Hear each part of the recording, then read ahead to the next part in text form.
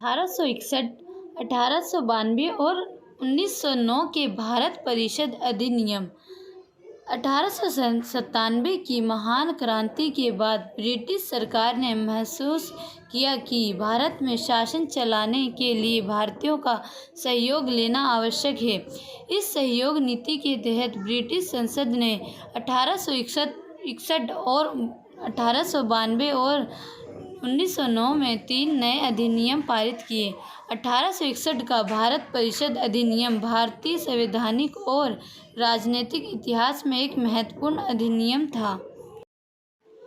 1861 के भारत परिषद अधिनियम की विशेषताएं। पॉइंट नंबर 1, इसके द्वारा कानून बनाने की प्रक्रिया में भारतीय प्रतिनिधियों को शामिल करने की शुरुआत हुई। इस प्रकार वायसरॉय कुछ भारतीयों को विस्तृत परिषद में गैर सरकारी सदस्यों के रूप में नामांकित कर सकता था। 1862 में लॉर्ड कैनिंग ने 3 भारतीयों, बनारस के राजा, पटियाला के महाराजा और सर दिनकर राव को विधान परिषद में मनोनीत किया। पॉइंट नंबर 2, इस अधिनियम ने मद्रास और बम्बई प्रेसिडेंसियों को विधायी शक्तियां पुनः देकर विकेंद्रीकरण की प्रक्रिया की शुरुआत की। इस प्रकार इस अधिनियम ने रेगुलेटिंग एक्ट 1773 द्वारा शुरू हुई केंद्रीकरण की प्रवृत्ति को उलट दिया और 1833 के चार्टर अधिनियम के साथ ही अपने चरम पर पहुंच गया। इस विधायी विकास की नीति के कारण 1937 तक प्रांतों को संपूर्ण आंतरिक स्वायत्तता हासिल हो गई। नेक्स्ट पॉइंट देखते हैं। पॉइंट नंबर 3, बंगाल, उत्तर पश्चिम सीमा प्रांत और पंजाब में क्रमशः 1862, 1866 और 1897 में विधान परिषदों का गठन हुआ। पॉइंट नंबर 4, इसने वायसरॉय को परिषद में कार्य संचालन के लिए अधिक नियम और आदेश बनाने की शक्तियां प्रदान की। इसने लॉर्ड कैनिंग द्वारा 1859 में प्रारंभ की गई पोर्टफोलियो प्रणाली को भी मान्यता दी। इसके अंतर्गत वायसरॉय के परिषद का एक सदस्य एक या अधिक सरकारी विभागों का प्रभारी बनाया जा सकता था तथा उसे इस विभाग में काउंसिल की ओर से अंतिम आदेश पारित करने का अधिकार था। पॉइंट नंबर 5, इसने वायसरॉय को आपातकाल में बिना काउंसिल की संस्तुति आदेश जारी करने के लिए अधिकृत किया। ऐसे अध्यादेश की अवधि मात्र 6 माह होती थी। 1892 की अधिनियम की विशेषताएं। पॉइंट नंबर 1, इसके माध्यम से केंद्रीय और प्रांतीय विधान परिषद में अतिरिक्त गैर सरकारी सदस्यों की संख्या बढ़ाई गई, हालांकि बहुमत सरकारी सदस्यों का ही रहता था। पॉइंट नंबर 2, इसने विधान परिषदों के कार्यों में वृद्धि कर उन्हें बजट पर बहस करने और कार्यपालिका के प्रश्नों का उत्तर देने के लिए अधिकृत किया।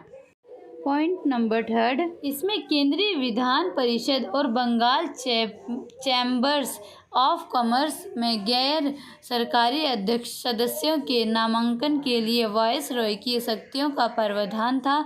इसके अलावा प्रांतीय विधान परिषद में गवर्नर को जिला परिषद, नगरपालिका, विश्वविद्यालय, व्यापार संघ,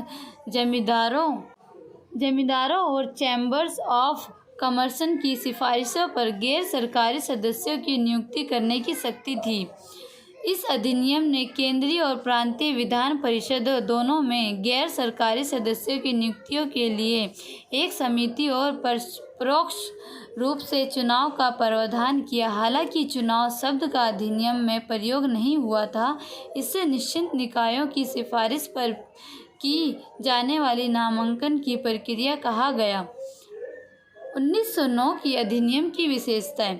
इस अधिनियम को मोर-मिंटो सुधार के नाम से भी जाना जाता है। उस समय लॉर्ड मोर इंग्लैंड में भारत के राज्य सचिव थे और लॉर्ड मिंटो भारत में वायसरॉय थे। पॉइंट नंबर 1, इसने केंद्रीय और प्रांतीय विधान परिषदों के आकार में काफ़ी वृद्धि की। केंद्रीय परिषद में इनकी संख्या 16 से 60 हो गई। प्रांतीय विधान परिषदों में इनकी संख्या एक समान नहीं थी। पॉइंट नंबर सेकंड, इसने केंद्रीय परिषद में सरकारी बहुमत को बनाए रखा, लेकिन प्रांतीय परिषदों में गैर सरकारी सदस्यों को बहुमत की अनुमति थी। इसने दोनों स्तरों पर विधान परिषदों की चर्चा कार्यों का दायरा बढ़ाया। उदाहरण के तौर पर अनुपूरक प्रश्न पूछना, बजट पर संकल्प रखना आदि। पॉइंट नंबर 4 देखते हैं। पॉइंट नंबर 4, इस अधिनियम के अंतर्गत पहली बार किसी भारतीय को वायसरॉय और गवर्नर की कार्य परिषद के साथ एसोसिएशन बनाने का प्रावधान किया गया। जतेंद्र प्रसाद सिन्हा वायसरॉय के कार्यपालिका परिषद के प्रथम भारतीय सदस्य बने। उन्हें विधि सदस्य बनाया गया था। पॉइंट नंबर 5, इस अधिनियम के पृथक निर्वाचन के आधार पर मुस्लिमों के लिए सांप्रदायिक प्रतिनिधित्व का प्रावधान किया। इसके अंतर्गत मुस्लिम सदस्यों का चुनाव मुस्लिम मतदाता ही कर सकते थे। इस प्रकार इस अधिनियम ने सांप्रदायिकता को वैधानिकता प्रदान की और लॉर्ड मिंटो को सांप्रदायिक निर्वाचन के जनक के रूप में भी जाना गया।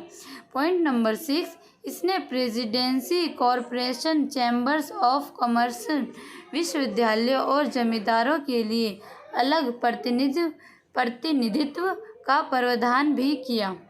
आज का टॉपिक आपको कैसा लगा हमें कमेंट करके बताइए। लाइक करिए, सब्सक्राइब करिए।